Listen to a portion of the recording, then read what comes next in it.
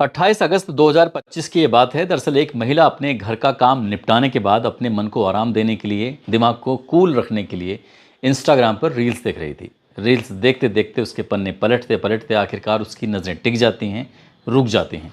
रुकने वाली बात ये थी, दरअसल एक महिला और एक पुरुष जो कि गानों पर लिपसिंग कर रहे थे, अचानक वो उन्हें देखती है। देखने के बाद उनकी आईडी पे जाती है और उनकी बहुत सारी रील को देखना शुरू कर देती है। तभी वो अपने परिवार की एक महिला के पास जाती है और जाकर कहती है कि देखो, ये तो बिल्कुल मेरे पति के जैसा दिखाई देता है। वो महिला कहती है कि बेटा, तुम्हारे दिमाग पर एक असर है, सदमा जैसा है, तुम्हें पता नहीं है तुम्हारा पति अब इस दुनिया में नहीं है। जैसे ये बात वो महिला कहती है, वो कहती है नहीं, मेरा पति जिंदा है और देख लो, यही मेरा पति है। जब उस महिला को यहाँ से कुछ राहत नहीं मिलती, तब वो नज़दीकी पुलिस स्टेशन जाती है। जाने के बाद एक बड़े साहब से मुलाकात करती है। जाकर कहती है कि साहब, मेरा पति गायब हो गया था, वो लोग कहते हैं कि वो मर चुका है, लेकिन मेरा पति जिंदा है और यही है, आप इसकी जांच करा लीजिए। जैसे सर्किल ऑफिसर संतोष कुमार सिंह ने ये बात सुनी, उन्होंने पूरा आश्वासन दिया और आश्वासन देने के बाद उससे कहा कि बेटा तुम घर जाओ, हम इस मामले की जांच पड़ताल करते हैं। पुलिस की जो जांच होती है, 8 साल के बाद जो खुलासा होता है, लोगों को यकीन नहीं हो रहा था कि जिसको लोग गायब समझ रहे थे, जिसको लोग मरा हुआ समझ रहे थे, दरअसल वो जिंदा निकलता है। और न केवल जिंदा निकलता है, बल्कि उसने एक शादी भी कर ली थी। आदाब, नमस्कार, सत श्री अकाल। मैं उस्मान सैफ़ी। आज की जो सच्ची घटना मैं आपको सुनाने जा रहा हूँ, ये सच्ची घटना है उत्तर प्रदेश के हरदोई का। एक थाना लगता है संडीला और संडीला का एक गांव लगता है आटामऊ। आटामऊ का रहने वाला जितेंद्र कुमार उर्फ बबलू, जो कि औद्योगिक फैक्ट्री में मास्टर कटिंग का काम करता था।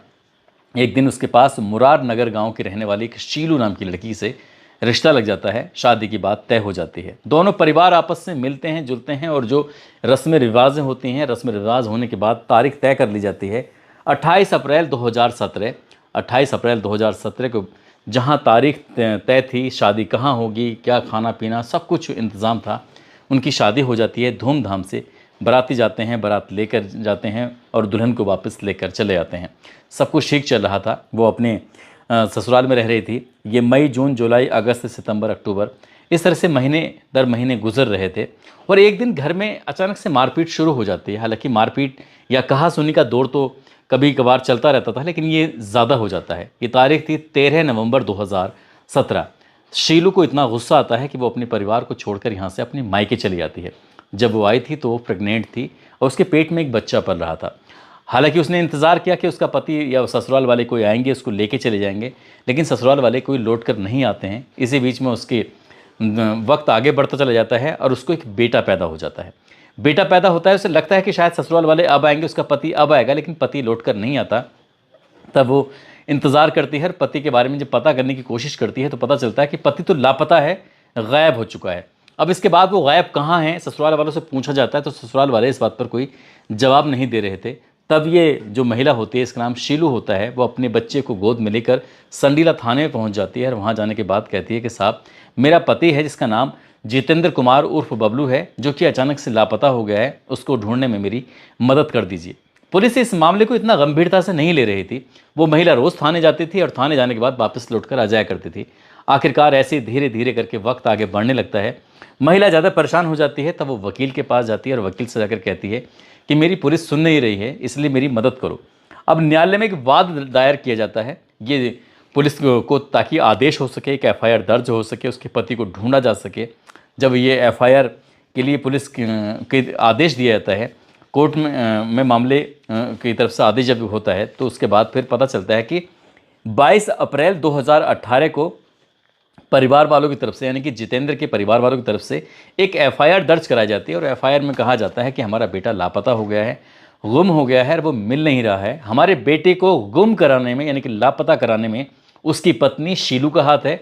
ऐसा लगता है, ऐसा प्रतीत होता है जैसे कि हमारे बेटे की हत्या कर दी है और शीलू के जो परिवार वाले हैं, उन्होंने लाश को दुकान में छुपाने में पूरी अहम भूमिका निभाई है। अब पुलिस ने इस मामले को जैसे पहले लिया था, ठीक वैसे ही इस मामले को लेती है। ना तो कभी लड़की से ही पूछने की कोशिश की जाती है, ना ही उसके परिवार वालों से पूछने की कोशिश की जाती है, और धीरे धीरे करके वक्त ऐसे ही बढ़ने लगता है। हालांकि लड़की थाने जाती थी और जाने के बाद कहती थी कि मेरा पति मुझे कहीं से भी ढूंढ के ला दो, और पुलिस वो ढूंढ नहीं सकी, पुलिस उसको तलाश नहीं कर सकी। और ऐसे ही 2018 में, ये 22 अप्रैल की तारीख थी, एफआईआर दर्ज होती है। 2019 भी आ जाता है, 20 आ जाता है, 21, 22, 23, 24, लगातार साल दर साल बीत रहे थे। महीने दर महीने बीत रहे थे, समय दर समय बीत रहा था और शीलू की जो उम्मीद थी, आस थी, वो लगातार बरकरार थी। उसने अपने मायके में ही रहकर अपने रुकने का, रहने का इंतज़ाम किया, अपने बच्चे को पढ़ाने का इंतज़ाम किया और वो उसे एक उम्मीद थी कि एक दिन उसका पति ज़रूर आएगा। लेकिन ऐसे करते करते 28 अगस्त 2025 की ये तारीख थी। आखिरकार वो महिला इंस्टाग्राम पर रील देख रही थी और इंस्टाग्राम के लगातार पन्ने दर पन्ने पलट रही थी। पन्ने पलटते पलटते आखिरकार उसकी नज़र टिक जाती हैं। वो देखती क्या है कि उसके बिल्कुल हूबहू उसके पति के जैसा दिखने वाला एक लड़का एक महिला के साथ है और जो गाने पर लिप सिंक कर रहे हैं और अच्छे मज़े में गाने गा रहे हैं और इन्जॉय कर रहे हैं। उसे लगता है कि ये तो मेरा पति है। तब वो अपने परिवार में एक महिला के पास जाती है, जाकर कहती है कि ये मेरा पति जैसा दिखाई देता है। जब उसे पूरी कहानी बताई जाती है तो महिला कहती है कि तुम्हारा पति नहीं है, वो है ही नहीं इस दुनिया में, होता तो ज़रूर लौट के आता। अपने कम से कम परिवार वालों से, अपनी माता से, पिता से, भाई से, बहनों से, भतीजों से किसी न किसी से संपर्क करता, लेकिन वो किसी से संपर्क ही नहीं करता है। अगर वो जिंदा होता तो ज़रूर होता। अब जब ये बात महिला कहती है तब ये सीधी पीड़ित महिला यानी कि शीलू पहुंच जाती है सर्किल ऑफिसर संतोष कुमार सिंह के पास। जाकर कहती है कि साहब मेरे पति को ढूंढ दीजिए। इन 7-8 सालों में कई अधिकारी आए गए, बदल गए, लेकिन संतोष कुमार सिंह ने इस मामले को बड़ा गंभीरता से लिया।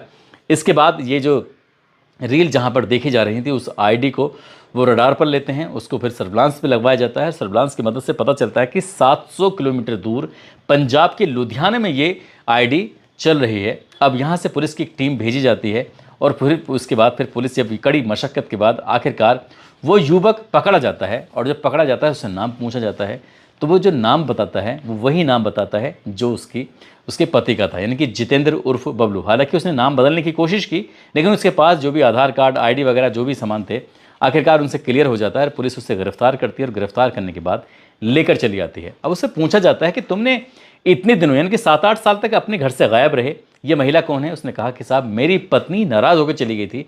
मैंने कई बार अपनी पत्नी को वापस लाने की कोशिश की लेकिन वो आती ही नहीं थी। लेकिन पत्नी का ये आरोप है कि ये पति नई कहानी गढ़ रहा है, इसने कभी कोशिश ही नहीं की, मैं तो इसका इंतज़ार करती रही। लेकिन इसके बारे में बताया जाता है कि ये अपनी पत्नी से दूर रहने के लिए लगातार दहेज की मांग करता था, आए दिन उसके साथ मारपीट करता था। इसलिए जब परेशान हो जाती है तो वो मायके आ जाती है और ये अपने घर से निकलकर सीधा पंजाब के लुधियाना पहुंच जाता है। वहाँ एक महिला से प्यार हो जाता है और उसी के साथ वो शादी कर लेता है और उसके साथ ही ज़िंदगी जी रहा था, मज़े कर रहा था। और ऐसे मज़े करते करते इसने अपनी पत्नी के साथ सोशल मीडिया पर फेमस होने के लिए इंस्टाग्राम पर रील बनाना शुरू कर दिया। लेकिन वो उसे ये नहीं पता था कि इन्हीं रील को एक दिन उसकी खुद की पत्नी भी देख लेगी। पुलिस ने फिलहाल उस व्यक्ति को गिरफ्तार किया। गिरफ्तार करने के बाद संबंधित धाराओं में मुकदमा दर्ज किया। मुकदमा दर्ज करने के बाद इसको जेल भेज दिया है क्योंकि उसने इलीगल तरीके से शादी जो की थी। और भी कई उस पर धाराएँ बन रही हैं। महिला कहती है कि उसे इंसाफ चाहिए। अब इंसाफ उसे ऐसे ही उसके पति को जेल भेजने के बाद मिल ही जाएगा क्योंकि उसे 7-8 साल तक उसको इंतज़ार कराया, उसके बच्चे की भी ज़िंदगी को ख़राब किया और एक और महिला के साथ वो जुड़ जाता है। उसे ये पता ही नहीं था कि इतिहास में वो क्या करके आया है। हम भी अपनी वीडियो के माध्यम से पुलिस से यही अपील करेंगे कि उस आदमी पर कड़ी से कड़ी कार्रवाई होनी चाहिए ताकि भविष्य में और कोई व्यक्ति अपनी पत्नी के साथ इस तरह से ना कर सके, क्योंकि वो पत्नी अपने ही पति की हत्या के इल्ज़ाम में, जबकि उसने हत्या नहीं की थी, लेकिन आसपास की महिलाएं, आसपास की औरतें हमेशा उस महिला से ये कहती थी कि इसने अपने पति को खा लिया है। और जब भी उसके ससुराल वाली बात आती थी तो वहाँ की औरतें भी यही बात कहती थी कि ये अपने पति को खा चुकी है, जबकि वो महिला इनोसेंट, सीधी सादी, और उसने अपने बच्चे के पालने के लिए पूरा अपना जीवन ही न्यौछावर कर दिया है। दोस्तों, अगर वीडियो अच्छी लगी हो तो वीडियो को लाइक करें, चैनल को भी सब्सक्राइब करें जिससे मैं आपके लिए ऐसी वीडियो लाता रहूं।